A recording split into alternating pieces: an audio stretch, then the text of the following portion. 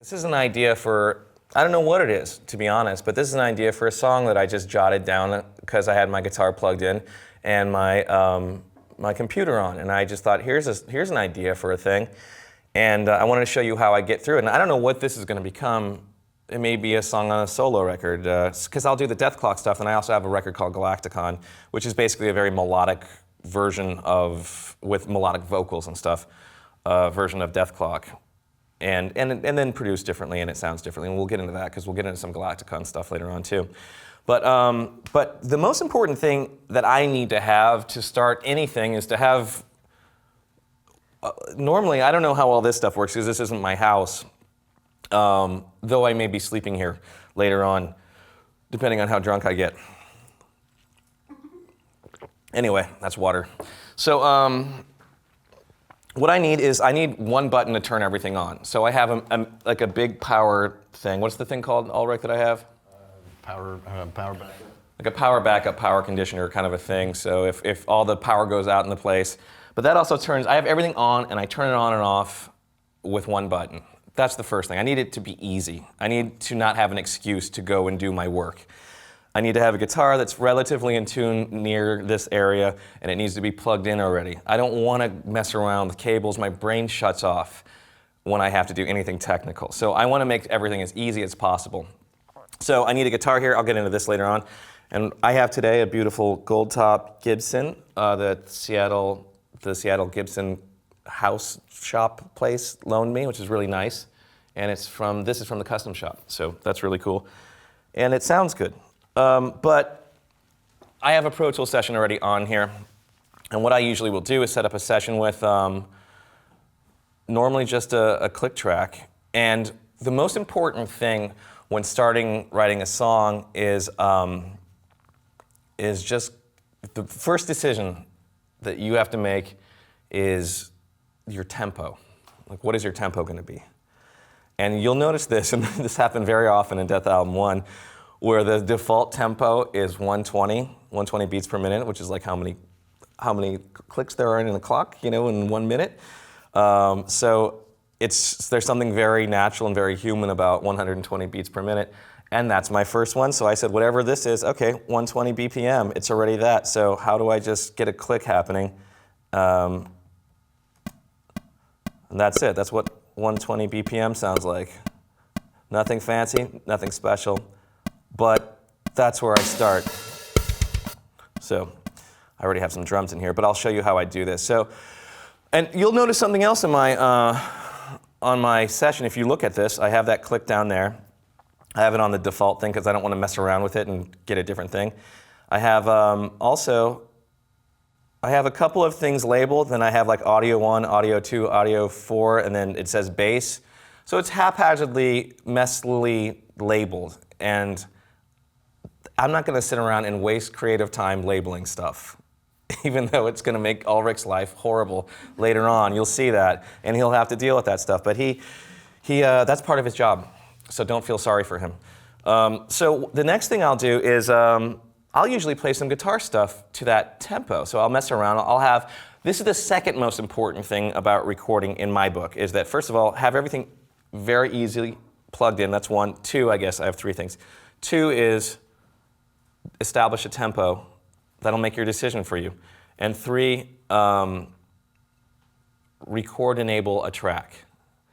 That's I think record enable a track is more important than the other ones too, because that means I can make a guitar sound like a guitar. So I'm in input mode. I have a right rhythm guitar thing, and I'm already plugged in to this, and I've got a sound that sounds like some kind of an electric guitar sound. I think my volume's down here. Volume in, volume on here, volume on there. What happened? Oh, I know, I'm in mute. See? Here we go. So I have got, so sometimes when I'm playing guitar by itself, I'll have a little bit of delay or something. And what I'm plugged into, I don't even have a fancy plug-in or anything. Sometimes I'll just commit to stuff. Like in the early days, in the first Death album, I would just print everything. I wouldn't have options where I'd reamp later on. I'd leave that to other people. I would either have like a Line 6 pod. In this case, I've got the Boss ME80, which is a really cool floorboard thing with tons of effects. And I'm just using this for the distortion. And it's kind of a DS1, the orange pedal, Boss pedal thing. And that's what I have here. And then I threw some of this delay, whatever the new stereo delay is, on. I think I may be even clipping a little bit because I had this thing, but that's okay, it doesn't matter. This is just rough. This isn't going to be final guitar. So I've got this. So I had like this idea, like, okay, what's the simplest thing I could do? I have to come up with a song, so here's the idea. 1, 2, 3, 4.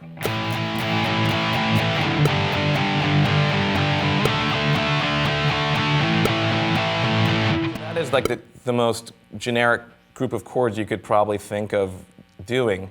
And that's where I start, is something kind of generic, because I need to have some kind of an idea. And I'm gonna make that cooler. But first what I'm gonna do is I'm gonna go into Superior Drummer and get a cool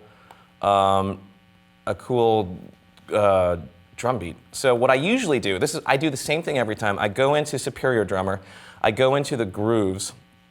Let me see, construct. So here's the drum kit I use. It's usually, there's my snare, there are my kicks, those are toms. And I think the instrument, I'm in X drum. What am I in? I'm in this thing, combined preset. You can see sometimes in the whatever drum thing I have I'm using, I will go into these. There's like Devin Townsend has a drum kit. There are a lot of different, Frederick from Meshuggah has a drum kit. And who's this? Ulrich Wild has a drum kit that we'll get into maybe later on. Who the hell is that? Yeah, who's that guy? That's you. Yeah. That's you, Ulrich. Ulrich, you're famous. Look, your name in little letters on a thing. That's what you've always wanted. And it's now on the internet. Yeah, if you scroll to the very bottom, you can find your little name. Yeah, At the very it's bottom. the story of my life. Yeah. It was a last name first. This business keeps you very humble. Yeah. So down at whatever, I'll pick a drum kit. In this case, I've already got one that sounds like a drum kit. And then I'll go into grooves. And in grooves, I'll usually go into the Metal Foundry because I have my good old pal Gene Hoglan, who I record with all the time, who's got his own presets that he went in the studio and recorded all these things. So I go into, like, I'm going to be in 4/4. I've already, because I've got this G-A-D-A. That's the thing. So I'll usually, hats, open variations, and I'll listen to a couple of these things. I want something a little bit more. And what I have to do at this point, what I want to do is find a solid drum beat where the 2s and 4s are where I want them. So normally, when I'm coming up with an idea at this early, I just want to know where my snares are, you know, and maybe some double kicks, because this is ultimately going to be in the rock or metal genre. So I'm going boom, bop, bop, bop. I want to find a snare that's there. So let's find something simpler. And I usually just scroll through these things. So that's double time, so I don't want that. That's the one I just had.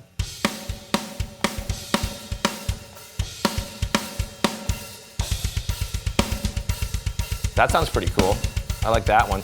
So the way to do this, normally what I'll do, and it's got a nice little fill at the end, so I'll usually take that, something like that, and I've already got a MIDI field open, but I'll take that and I'll put that, let's see, I've got that. I can just drag that into my MIDI field, and it's really that simple. So I'll get rid of that, and that's what I did. So I've got, for some reason, I repeated that 3 times, and so this is what it sounds like in here now. Now that it's in the Superior Drummer, I can unmute that in my thing, and I can just listen to this. Hold on, I'll get further along. So there you go. So now that's in there. Now that's in my session. And I can take that and I can duplicate that if I want to, and I did that already 3 times. This is like a cooking show where I'm telling you about the things and then I already have them done. It's great. This really is.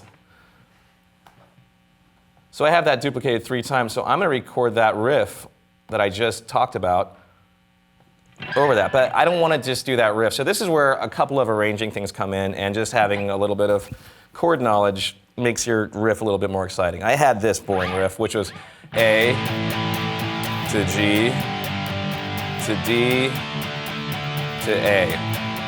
So what I want to know is, are these minor chords, are these major chords? How can this be more exciting? So if I want to do like so A minor, G major, D major, and then maybe I'll go to A major instead of A minor, and then keep going back. But there's got to be a cooler way to play that in the lower strings on guitar. And normally, I'm tuned down really low for Death Clock. I'm tuned standard here. And on the Galacticon stuff, I'll tune standard and I'll tune lower too. So in this case, I have a chord that's like a...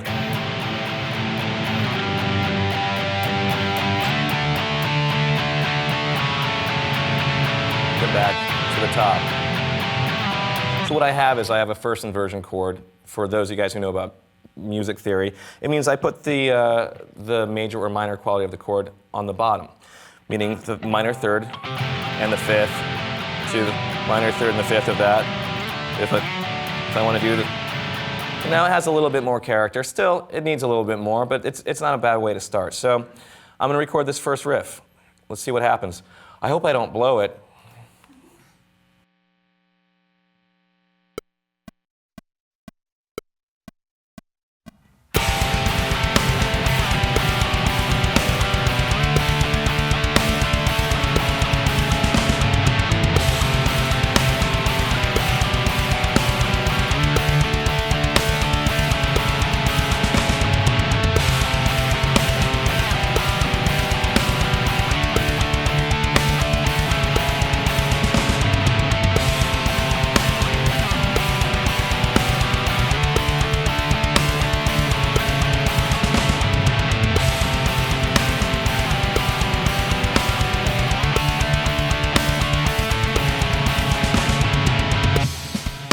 Okay, so that's 5 times through,